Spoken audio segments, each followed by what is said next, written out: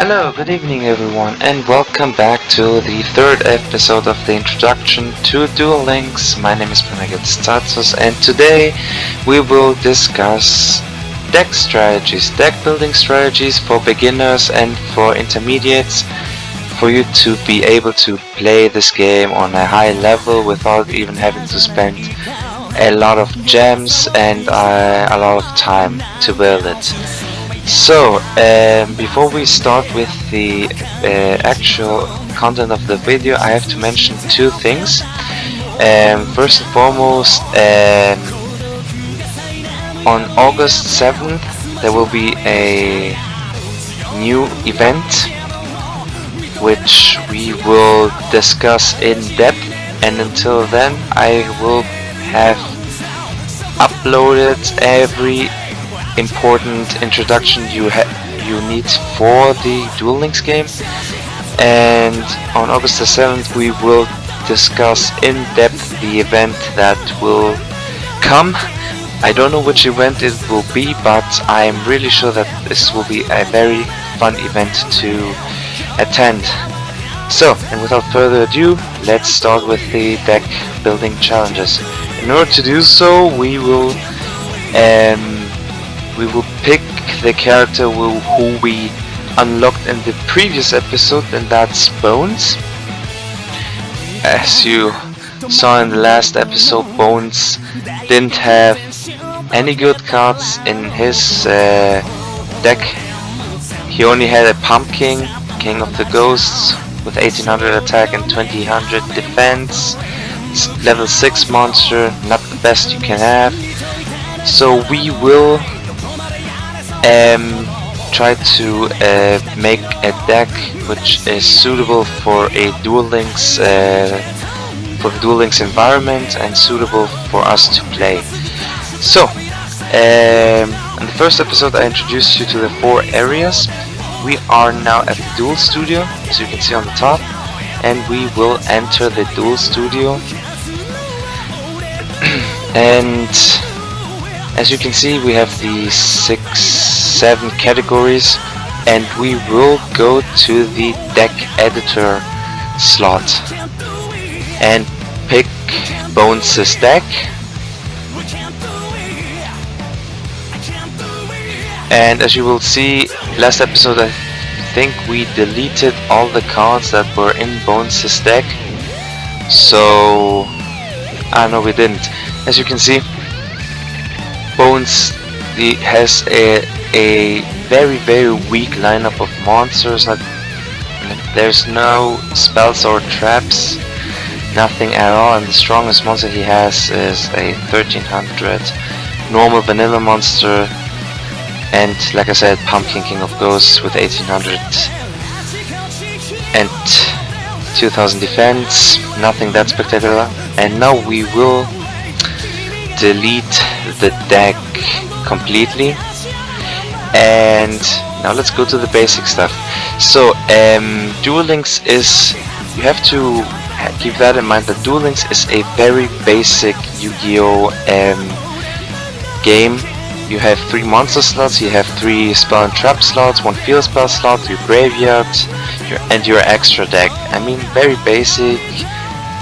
You cannot compare this to the normal Yu-Gi-Oh on the fact that there are cards which we have in normal Yu-Gi-Oh, but they are not in Duel Links. So keep that in mind, and the ban lists don't interact with each other, so we have a completely different ban list in Duel Links than in real Yu-Gi-Oh. And as you can see, the best example is Glow Up Bulb, currently banned in the TCG, and in Duel Links it's at 3. There's no problem with that, since we don't have the Xyz and Link and Pendulum mechanics in Duel Links. As for the cards, for one who begins Duel Links from the very beginning, it is important to have monsters with high attack or even high defense, because you don't have all the resources you need to do your combos immediately, especially at the beginning. So Sometimes you will have to find monsters which have, let's say, 1800, 1900 attack, or 1800, 1900, or even 2000 defense. So yeah, it basically starts like this, but in our case I will show you some very important monsters that you will need for you to that you will need for your deck building challenge, and which you can obtain rather quickly when you begin the game. So we can start with if I can and the filter will help you find it really easily. We will go with level 4, since level 4 monsters are the monsters which will have the highest attack and the highest defense, more or less. Yeah, if you go to the normal monsters, for instance, you can see cards like Ancient Elf, which is the 1500, you have the Guardian, like classic. The normal cards aren't the best, but for example, normal monster, a normal card, Metabol Shark, 1800 defense. Let's put him in 2 times. Sea Serpent, Warrior of Darkness, 1800 attack, 1500 defense. You can also put him in. This will not be, I repeat, this will not be a combo heavy deck. This will only be a deck for the very beginners who just started with the Duel Links. Mechanical Chaser, for instance, another good monster, 1850. And in order for us to keep it simple, I will not use super rare or ultra rare cards, since I expect the super rares and the ultra rare cards to be very, very strong. We will just pick the rares and the normal cards, which can be easily obtained after 3 or 4 duels and Duel Links. Yeah, the Sea Serpent is a really good choice. Then you can also pick, I don't know if I can see this properly, an Ambusher, 1700, but the other Gravekeepers we will exclude because they can only be obtained in booster boxes. 1800 defense, just 1 or 2 for defensive purposes. Here, and for the rares, for instance, what can we pick? With the exception of the Mechanical Chaser, what can we pick as well? I don't know. There are so many monsters. We can pick this guy, the Quakimeru Power Hand, and I think that's enough for our monster lineup with the level 4 monsters at least. Now we will go to the higher level monsters. Let's go to a level 6 and level 7. Yeah, level 5, level 6 and level 7, and let's filter. We will still go to the rare and normal monster slots. For the normal monster slots, most of the monsters are from the base decks of the characters we obtained.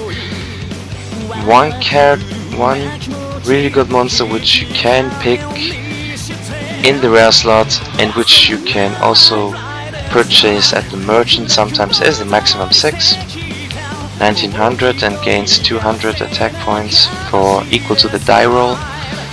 Can become really strong. Let's take Curse of Dragon as a classic one. Can be obtained really easily. Gaia the Fierce Knight can also be obtained very easily at the portal. And I think that's enough for the monster lineup, and now let's go to the spells and traps. Spells and traps.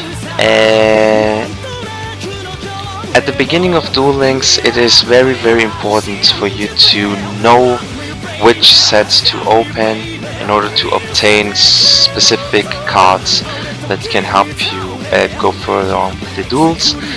The most important ones are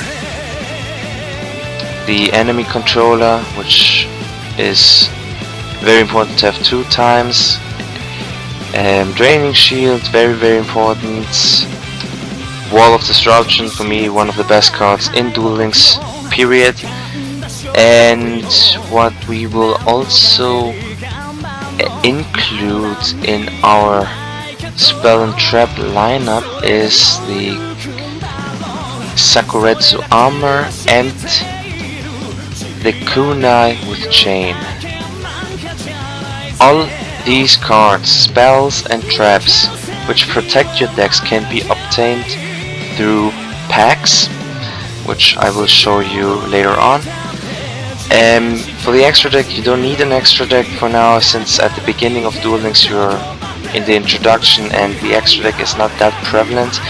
So we will save this deck with bones, and we will go immediately to the portal. The portal is maybe one of the most important features in the Duel Links world, since this is more or less the beginning of your adventure. And we will go to the Yami Yugi character at the portal, since this is the first character that appears in Duel Links, with Seto Kaiba as well. And we will start to duel at level 10 with single reward multiplier.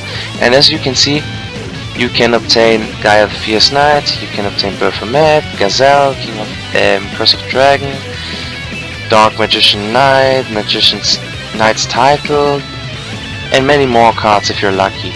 But we will start like every beginners do with the level 10, and I will duel now for me to show you how easy it is to beat level 10 portal opponents, and for you to gain potentially the cards, and combined with the missions you can also obtain gems, and with the gems you can open packs, and if you're lucky with the packs you can be able to afford and build a very strong deck. So as you can see, we have 2 very strong normal monsters with 1800 and 1850 attack respectively. We will summon one of these and set 1 card and pass, since we cannot attack. Level 10 opponents will always play very basic cards, and they will always play the cards in attack position, no matter how strong your monsters are. This is maybe the most basic duel you will ever have in Duel Links. As you can see already, if you draw one of these cards, you are already in a very good position, even if your opponent is even if your opponent has a strong monster, you can easily defeat it. So we will summon our second vanilla monster, attack for 850 and 1800 points of damage, and let our opponent play the same move. As you will see, he will summon an attack position monster. Look, you can see 600 attack. A reasonable duelist will never play a 600 attack monster in attack position if an opponent has 1850 and 1800 attack monsters on the field. And there I have to tell you another thing. The basic decks you obtain with the characters, if you are able to combine them, you can also play with these without changing them against the duelists at the portal at level 10. At level 20 it will be very difficult, but level 10 is still okay. So now we will summon maximum 6 to fulfill our tribute summoning requirements to get points. Let's see what die roll we will have with maximum 6. So we gain 600 attack, that's not bad.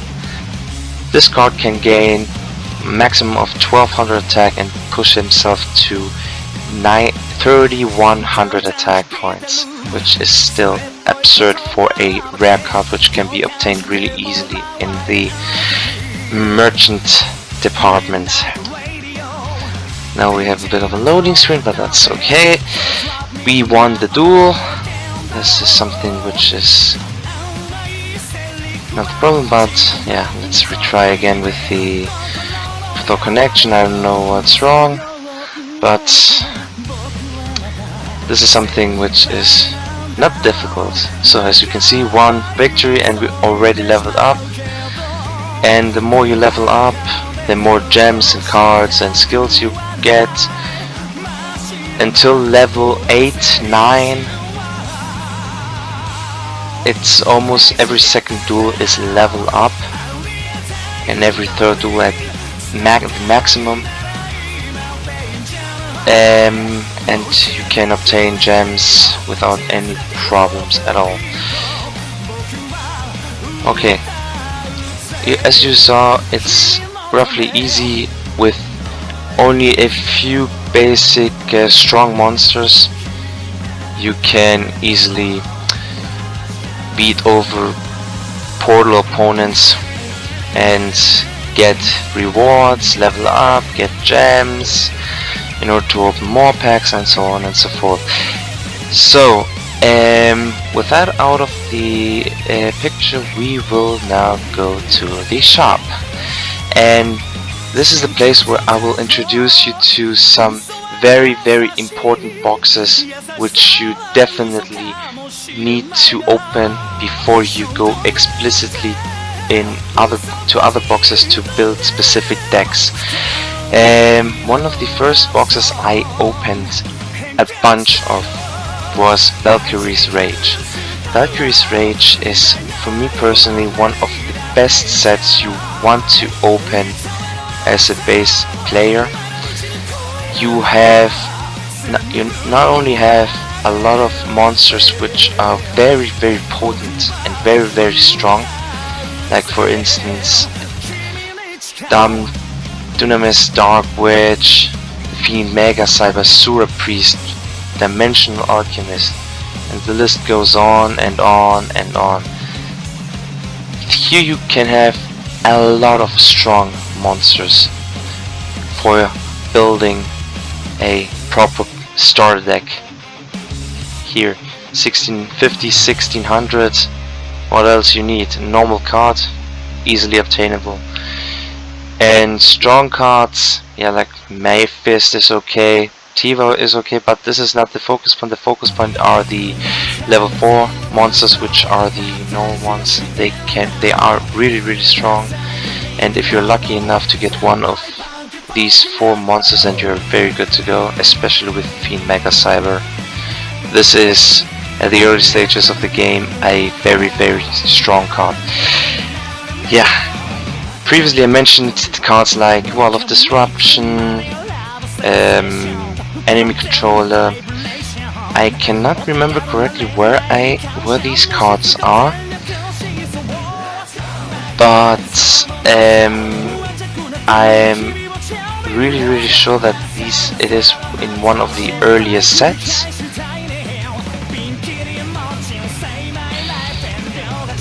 Not here either. Ultimate Rising. Not here either, but Ultimate Rising is also a very good place to start building specific decks. Yeah, Electric Overload. This is also a set which I opened tons and tons of packs. Why, you're asking? Just simple. Z Metal Tank, White Dragon Head, and somewhere in the bunch should be the X cannon, the X head cannon. If I can find it, there it is. I opened a bunch of electric overload booster packs because it has some of the stronger field spells for the start of the game, a Herald of Creation with 1800 attack, and a recycling effect. And here you can also see Thunder Nian, Karen the Mage, the Creator. For the early stages, a very strong deck, a very strong set. Another set which I opened a lot of is this one, Generations Next. I opened up Generation Next a lot since there were the King's Knight, the Queen's Knight, and some cards which can be very useful, like for instance Bacon Saver, which you saw in the previous episodes. Bacon Saver can be a Duel Saver, for instance King of the Swamp for fusions, and one of the best cards in the game, Floodgate Trap Hole. If you obtain Floodgate Trap Hole, especially 2 times, you are basically in a winning position, because there are very few cards that can counter Floodgate Trap Hole. And now we will go to the further sets. I'm still trying to remember which set had the Wall of Disruption and the enemy controller, but I still can't remember where it is, which is a little bit of an embarrassment, to be honest. Yeah, Servants of the Kings. Now I remember. Servants of the Kings. This is, for me, the best set you can possibly open as a Yu-Gi-Oh starter player. If you want to obtain powerful cards such as Mechanical Chaser, Terror Tiger, Genex Turbine, and the basic ones such as Force Raider with 1900 attack, Blade Knight, Man-Eater Bark, Protection, Forbidden Chalice, Painful Decision, like I said, World of Disruption, and Draining Shield. This is the box to start. It's only 100 packs, which gives you a very high chance to pull at least 1 or 2 of these very strong cards in 10 packs. If you want my personal recommendation as a starter, this is the set you have to open a bunch of at first. Like I said, and I will mention it again, Servants of the Kings, Electric Overload, Valkyrie's Rage, and if you want to, the Ultimate Rising is also a very important box, but Servants of the Kings is the starting point for starters. It has the best cards for the start the duel, and I think you cannot go wrong with that. And if you have 4000 gems, you rather invest them here until you get the cards and then go to the more specific themed boxes. Yeah, that's it. In the next episode we will focus on different dueling strategies, and I will discuss in depth which decks I like to play in Duel Links at my stage, and we will also go into the world of the ranking duels in the PvP arena. Until then, have a nice day. My name is Panagiotis Tsatsos, and see you in the next episode. Bye bye.